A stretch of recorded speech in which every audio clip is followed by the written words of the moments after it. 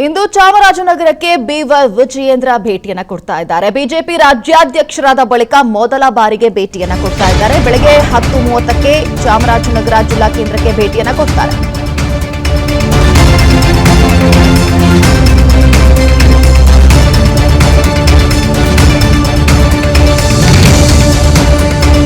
ಬಿಜೆಪಿಯ ರಾಜ್ಯಾಧ್ಯಕ್ಷರಾದ ಬಳಿಕ ಮೊದಲ ಬಾರಿಗೆ ಭೇಟಿಯನ್ನ ಕೊಡ್ತಾ ಇದ್ದಾರೆ ವಿಜಯೇಂದ್ರ ಅವರು. ಬೆಳಗ್ಗೆ 10:30ಕ್ಕೆ ಚಾಮರಾಜನಗರ ಜಿಲ್ಲಾ ಕೇಂದ್ರಕ್ಕೆ ಭೇಟಿಯನ್ನ ಕೊಡ್ತಾ ಇದ್ದಾರೆ. ವಿಜಯೇಂದ್ರ ಸ್ವಾಗತಕ್ಕೆ ಜಿಲ್ಲಾ ಬಿಜೆಪಿ ಅದ್ಧೂರಿಯಾಗಿ ಸಿದ್ಧತೆಯನ್ನ ಮಾಡಿಕೊಂಡಿದೆ.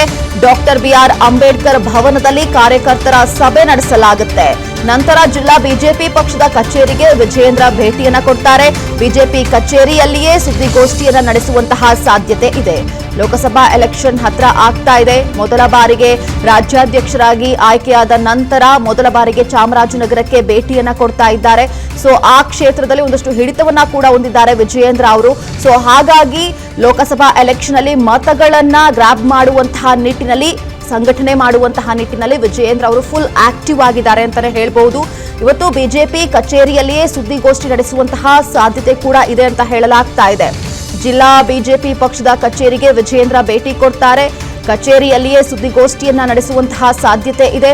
ಸಂಘಟನೆ ಮಾಡುವಂತಹ ನಿಟ್ಟಿನಲ್ಲಿ ಬಿಜೆಪಿಯಲ್ಲಿ ಎಲ್ಲರನ್ನೂ ಕೂಡ ಒಗ್ಗೂಡಿಸಿ ಲೋಕಸಭಾ ಎಲೆಕ್ಷನ್ ಅನ್ನ ಎದುರಿಸಬೇಕು ಅನ್ನುವಂತಹ ನಿಟ್ಟಿನಲ್ಲಿ ಪ್ರಯತ್ನಗಳು ನಡೀತಾ ಇದೆ.